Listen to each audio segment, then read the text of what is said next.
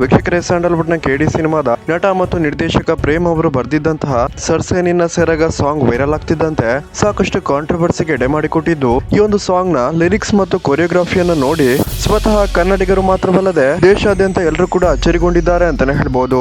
ಒಂದು ಕ್ಷಣ ಇದು ಕನ್ನಡ ಸಿನಿಮಾದ ಹಾಡ ಅಥವಾ ಭೋಜ್ಪುರಿ ಹಾಡ ಅಂತ ಹೆಚ್ಚಿನವರು ಮಾತಾಡ್ಕೊಳ್ತಿದ್ದು, ನಿಜವಾಗ್ಲೂ ಈ ಸಾಂಗ್ ನ ಲಿರಿಕ್ಸ್ ಅನ್ನ ಕೇಳಿ ಹೆಚ್ಚಿನವರಿಗೆ ತುಂಬಾನೇ ಮುಜುಗರ ಕೂಡ ಉಂಟಾಗಿದೆ. ಫ್ಯಾಮಿಲಿ ಸಮೇತ ಈ ಒಂದು ಹಾಡನ್ನ ನೋಡೋದಿಕ್ಕೆ ಸಾಧ್ಯನೇ ಆಗಲ್ಲ ಅಂತಾನೆ ಹೇಳ್ಬಹುದು.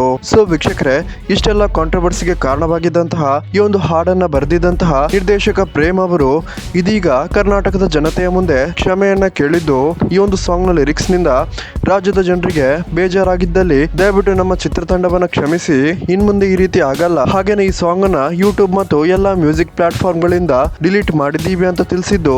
ಸೊ ವೀಕ್ಷಕರೇ, ಇಂತಹ ಸಾಂಗ್ ಗಳು ಮತ್ತೊಮ್ಮೆ ಕನ್ನಡ ಸಿನಿಮಾ ಇಂಡಸ್ಟ್ರಿಯಲ್ಲಿ ಬರಬಾರ್ದು ಅನ್ನೋರು ಈ ವಿಡಿಯೋಗೊಂದು ಲೈಕ್ ಮಾಡಿ, ಹಾಗೇನೆ ನಿಮ್ಮ ಒಂದು ಅನಿಸಿಕೆಯನ್ನ ಕಮೆಂಟ್ ಮೂಲಕ ತಿಳಿಸಿ.